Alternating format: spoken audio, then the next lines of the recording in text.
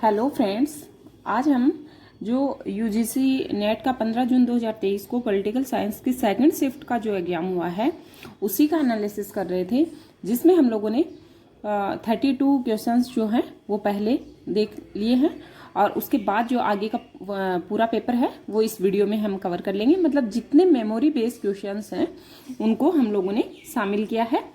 तो हम देखते हैं, एक क्वेश्चन जो है वो आया था ग्रामसी से रिलेटेड जो है ये क्वेश्चन पूछा गया था।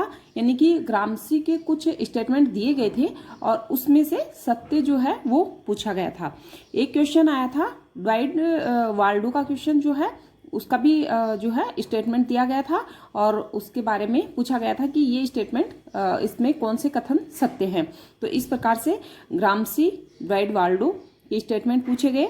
उसके बाद एनपीए से क्वेश्चन था, यानी कि एनपीए का क्वेश्चन पूछा गया था और एनपीएम का क्वेश्चन भी पूछा गया था। उसके बाद अगर हम बात करते हैं तो जो ग्लोबलाइजेशन से जो है काफ़ी चैलेंजिंग जो क्वेश्चन पूछा गया था और जो मतलब ग्लोबलाइजेशन यानी कि भूमंडलीकरण का जो क्वेश्चन था काफ़ी डिफिकल्टी जो है वो क्रिएट कर रहा था। तो एक क्वेश्चन आया था ग्लोबलाइजेशन का। उसके बाद जो कौटिल्य की जो 6 फोल्ड पॉलिसी है उसका क्वेश्चन आया था, जिसमें मतलब सत्य कुट को पहचानना था। इस टाइप से एबीसी करके क्वेश्चन जो है वो पूछा गया था, यानी कि कौटिल्य की 6 फोल्ड पॉलिसी जो है उससे क्वेश्चन आया था। उसके बाद जो पैसेज आए थे वो 2 पैसेज आए थे। एक तो जेएस मिल जो है, जॉन स्टुअर्ट मिल, जिसमें मतलब उन्होंने चेंज किया किससे, मतलब 1947 से पूर्व जो है वो मतलब भारत कैसा था, मतलब द्विकाल जो राष्ट्र था उसके बाद उसको द्विकाल में मतलब चेंज करते हुए और उनके संबंधों को मतलब उसमें चेंज करते हुए मतलब बहुकाल में बहुकाल की तरफ जो है वो बढ़ाते हुए इस टाइप से जो है पैसेज दिया गया था। तो ये मतलब जेएस मिल से रिलेटेड जो पैसेज था वो पूछा गया था। उसके बाद जो दूसरा पैसेज था वो पब्लिक पॉलिसी से पैसेज पूछा गया था और दोनों पैसेज ही डिफिकल्ट थे। अगर हम बात करते हैं कि पैसेज के, जैसे हम बात करते हैं कि 2 से 3 क्वेश्चन जो हैं वो थोड़े इजी लेवल के होते हैं और उसके बाद 2 क्वेश्चन जो है वो थोड़े डिफिकल्ट होते हैं, बट यहाँ पर क्या था 4 क्वेश्चन डिफिकल्ट थे। एक क्वेश्चन दोनों पैसेज में एक ही क्वेश्चन जो है वो सिर्फ इजी था। उसके बाद अगर हम बात करते हैं CIC का मतलब के बारे में स्टेटमेंट दिए गए थे। मतलब इसमें 3 लाइनें दी गई थी और उसमें पूछा गया था कौन सा कथन इसमें सत्य है, कौन सा असत्य है। उसके बाद जो नागरिक समाज से रिलेटेड 2 क्वेश्चन आए थे। नागरिक समाज से रिलेटेड जो है वो यहाँ पर 2 क्वेश्चन पूछे गए थे। उसके बाद लास्की की जो बुक आई थी, मतलब लास्की की बुक आई थी और उनको क्रम से जमाना था। इस टाइप से क्वेश्चन आया था। और उसके बाद अगर हम बात करते हैं तो MN रॉय की जो बुक्स आई थी, ठीक है, और राम मनोहर लोहिया का जो चौखंबा सिद्धांत, मतलब राम मनोहर लोहिया के वैसे क्वेश्चन नहीं था, सीधा नाम देके उसमें 4 जो थिंकर हैं और उनके सिद्धांत दिए हुए थे और उनको मैच करना था। ओके, उसके बाद अगर हम बात करते हैं तो JF डिकनर का क्वेश्चन था, JN डिकनर का क्वेश्चन आया था।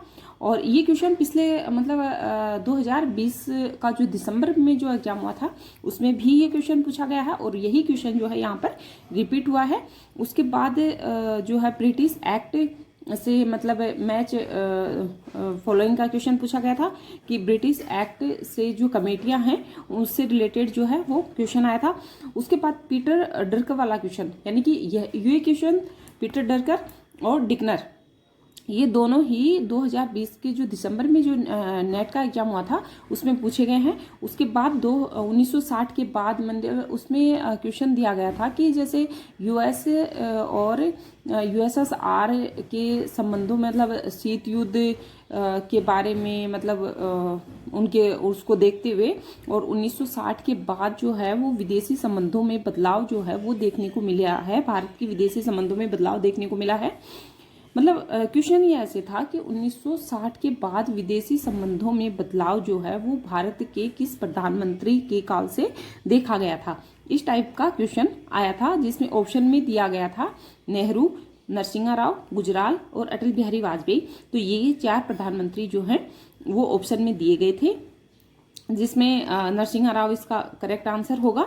और उसके बाद हाई कोर्ट और सुप्रीम कोर्ट यानी कि उच्चतम न्यायालय और उच्च न्यायालय से भी क्वेश्चन आया था। उसके बाद जो यूएन की पीस कीपिंग से भी क्वेश्चन पूछा गया था, और एक कोल्ड वार का स्टेटमेंट भी दिया गया था।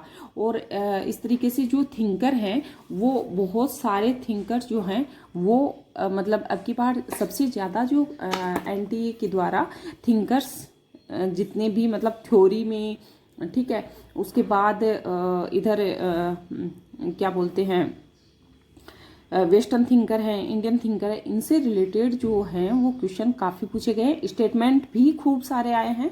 और अगर हम बात करते हैं तो बुक्स को मैच करना, ठीक है, ये बुक्स किसकी है, इस टाइप से करके क्वेश्चन, और कथन कारण वाले क्वेश्चन भी थे, यानी कि लगभग 6 से 7 क्वेश्चन जो है वो कथन कारण वाले आए थे। तो इस तरीके से हम आज ये पेपर जो है वो कंप्लीट करते हैं। Okay friends, thanks.